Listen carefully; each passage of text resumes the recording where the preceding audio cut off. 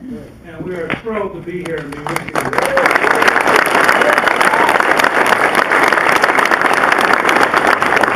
and I are delighted to be back in Staten Island. And we both love many things Italian, and that makes it very easy. And I must say, this hotel is spectacular. We walk around looking at the art and things. It's very, very impressive.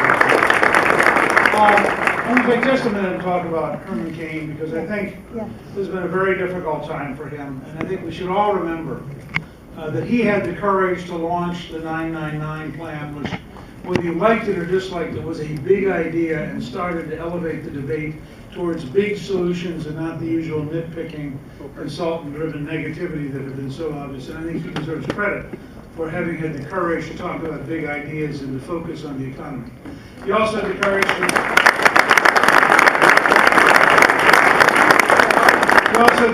to agree to a one-on-one dialogue with a Tea Party group in Houston, Texas, that we did together for 90 minutes. And many people who saw it thought that it was exactly the model for a positive conversation that allowed us to, that was focused on entitlement reform.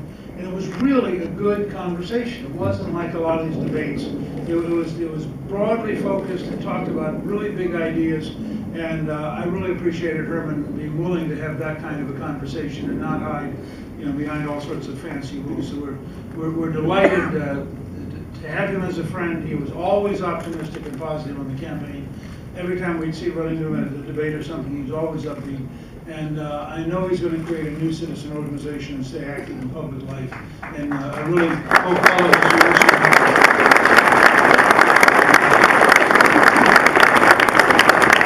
We also announced today that in the tradition that we had with Herman, and we had later with Rick Santorum, with whom we had a one-on-one dialogue on the judiciary and the courts and the Constitution in New Hampshire, that Governor Huntsman has agreed to have a similar conversation, just the two of us, on the 12th. And I think these are really good because they let you see us in a more complete environment than you get sometimes with the news media questions and the, in 30 seconds explain how you solve the universe kind of approach. And I commend Governor Huntsman for being willing to do that. Again, he's a very bright man. And I think that somebody I look forward to it as an interesting evening with somebody who's done a lot and knows a lot. He's very smart. I frankly don't speak Mandarin fluently, so there are certain areas where he has great advantages over me. And he spent years living, was ambassador both to Singapore and to China, so really fun. Speaking of debates, the president came to New York this week and gave a perfect example of why I will be challenging him to debate.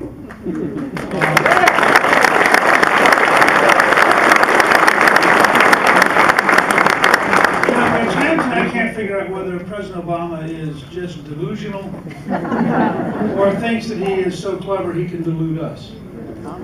But when he comes from New York, as he did this week, and he says that this is the best friend Israel has ever had, after we've all seen the conversation he and Sarkozy had where they totally denigrated Prime Minister Netanyahu, after we've seen his total failure with Iran, after we've seen the Muslim Brotherhood winning in Egypt, after we've seen the utter lack of skill and competence in the Middle East by this administration, you have to wonder, the more frightening thing is he may believe it. And it may not just be cynical. He may literally be that much out of touch with reality. It's a little bit like his decision on the XL Keystone Pipeline, where he announced that to make his environmental friends happy, he was going to postpone a decision about a pipeline that was going to go from Canada to Houston. Houston is the largest refinery complex in the world. The pipeline would create 20,000 American jobs, and it would mean that Canadian oil was distributed from the United States.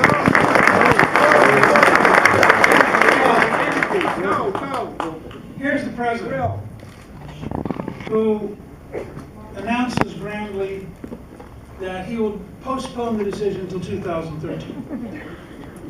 Now, it's one thing to say somebody can't play chess.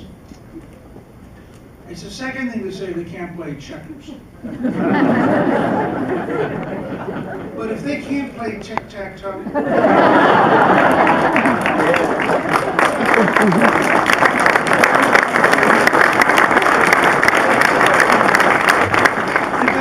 What did he do? Okay, he says to the Canadians, for his re-election effort, this is the only president in my lifetime who gave up governing for the purpose of running for re-election before he ever took office. This has been a non-stop candidate-in-chief of extraordinary proportions. Mike, check! Occupy Staten Island, sir! I know.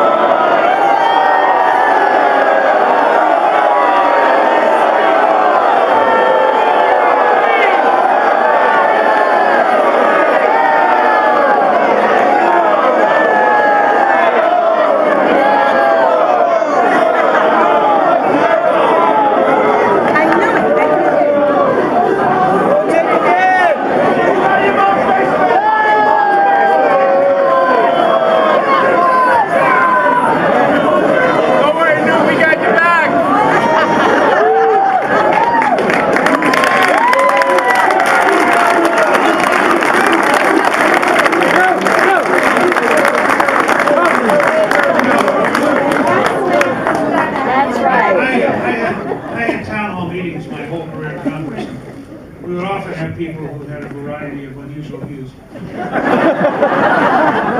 it occurred to me, this guy obviously was unhappy about something. And it occurred to me, all this talk about the 99% and the 1%, if it weren't for the American news media's fascination with anybody on the left, they would actually be the 1/10 of 1%.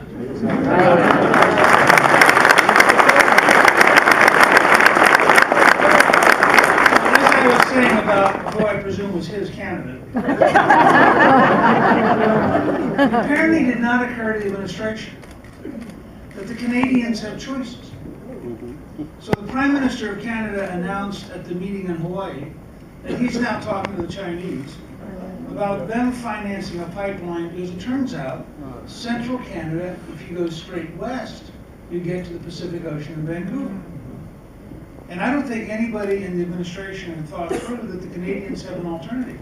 It just eliminates all the American jobs, all the American ownership, and all of the throughput of oil through Houston for the next 50 years. Now, this is really not smart. But it had a similar experience on it. When the oil well blew out in the Gulf, and they set very draconian rules. Much, in fact, no expert in the industry thought what they were doing made sense. I think the White House didn't realize that these really large rigs can move. So they announced they'd have a 6-month moratorium and nothing could be done. And the first rig that moved left for Egypt. Now these things have $80,000 a year jobs. And when you finish a well, as you pump the oil, the federal government gets royalties. So there's a way to get higher revenue without having higher taxes, and that is you create a bigger economy, you create more American energy.